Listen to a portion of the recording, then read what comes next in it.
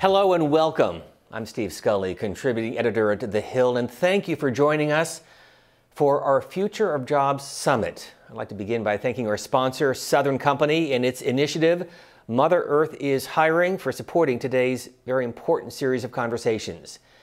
As we all know, the COVID-19 pandemic has spearheaded a revolution in the workforce. And now, more than 2 years later, workers and employers still looking for answers to questions surrounding the future of jobs. And so this afternoon, we will try to find answers to some of them, including what will the jobs of the future look like and which sectors could see the most growth. As you know, new skills and roles are emerging each and every day. How can companies remain ahead of the curve? And what does this mean for upskilling and transitioning workers into new in-demand jobs? How can women who left the workforce in really record numbers during this pandemic receive the support they need to return to the workplace? We'll unpack all of these questions with a terrific group of experts in this space. But before we begin, a few housekeeping notes. You can tweet us at The Hill Events using the hashtag TheHillJobs. And we'll also have an exciting new interactive feature debuting on this show over the course of the program. We will be displaying 4 polling questions. They're all connected to today's topics, the future of jobs. We want to know what you think, and we've made it easy to participate. So you can pollev.com/thehillevents, or you can use the QR code on the poll slide or at the bottom of the screen. At the end of the program, we will share the findings. We are broadcasting live, and as with any live stream, of course, you could experience some occasional trouble with the video. So simply refresh the page, and in most cases, it should fix the problem. I want to begin with our first guest, Congressman Jim Langevin. He's a Democrat from Rhode Island. He's also the co-chair of the Congressional Career and Technical Education Caucus. Congressman, thank you very much for being with us here on Hill TV. Great to be with you. Thanks for having me on. So I want to begin with what we're seeing in the workplace right now, coming at a time where we're seeing record high inflation, record low unemployment, and yet a real demand for employers to hire the workers. Who's controlling this agenda right now? The workers or the employer? Well, obviously the workers are the ones with, if they have the right skills, that they can now demand top dollar. It's a whole new world out there. Employers need to work more closely with the employees or prospective employees to try to find the right worker for the right job. But the American worker, especially those with lower skills, are looking for a change, and they're looking to get those high-paying jobs. But those, of course, require a high degree of skills, and we need to plan effectively going forward to make sure that we have the right workers with the right skills to do the jobs that are available, because there is a huge skills gap in the country, and yet it offers great potential for, again, low-skilled workers to upskill and get higher paying jobs. So from your perspective, what is a skills-based education, and how, more importantly, do we fill that gap that you're alluding to? So think of advanced manufacturing. It's not the old manufacturing of noisy, dirty factories with, say, low skills that are needed to do the jobs that have been done in the past. Advanced manufacturing now is working with computer programming, working with robotics, advanced manufacturing equipment like CNC machines and the like. All of those things require a higher skill workforce than traditionally had been in the past, especially when you think about green energy technology.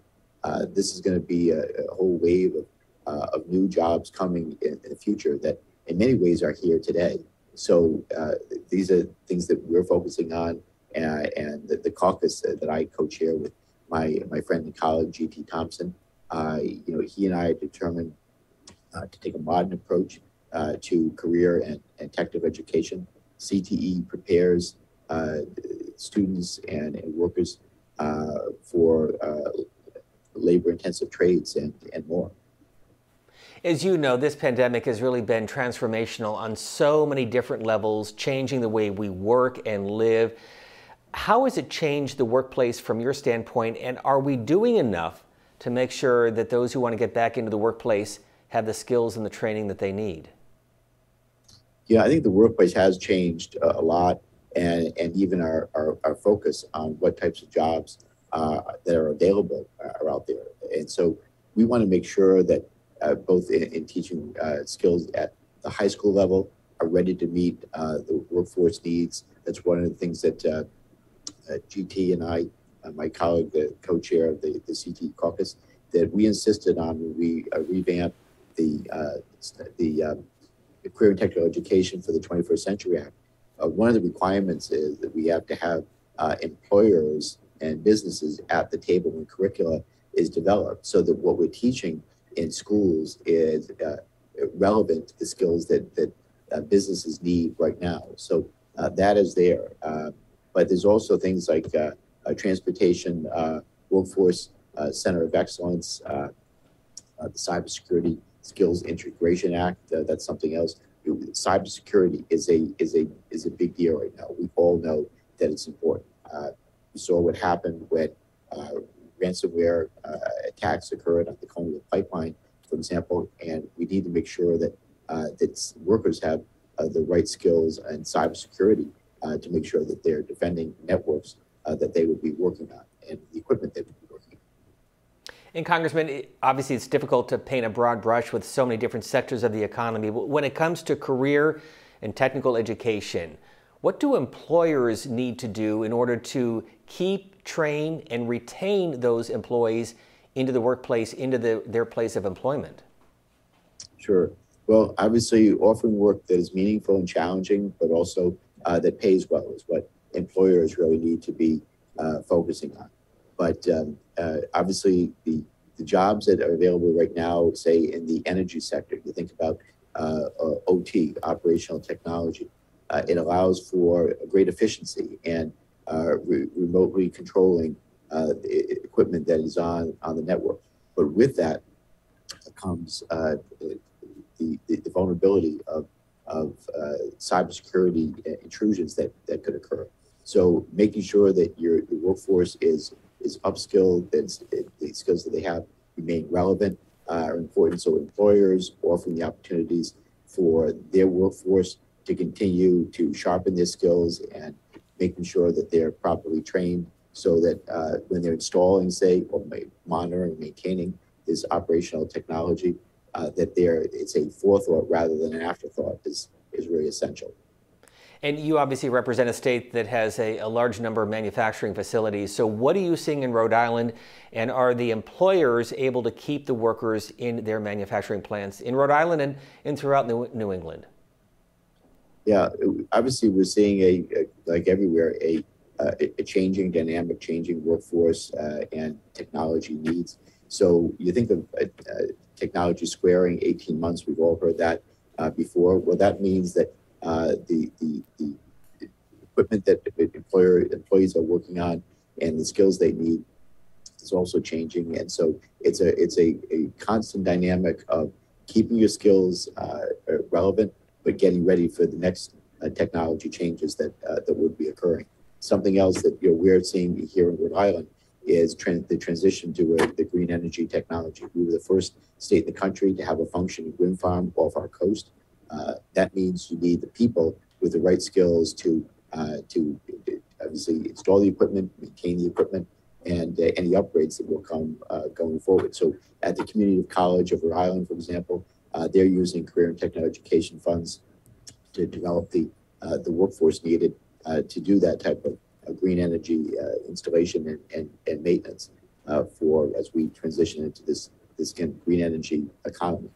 And Congressman Langevin, what I'm hearing you saying is, I think what my mom and dad always said is you never stop learning, but really today, technology is changing so quickly, so rapidly, it is, I guess, safe to say more important than ever before. Yeah, it really is. It's so important. We all need to be lifelong learners, but now as technology is changing, it's more important than ever. I'm excited about the future of, again, a green energy economy, what that will offer, and both in terms of the products that will be produced, but the jobs that it will afford people, again, with the right skills and the right know-how. They're going to be earning a good living going forward. And by the way, it's also important to think about this in terms of perhaps workers that had been marginalized or been left behind in the past. Having a diverse workforce is really a pathway to success.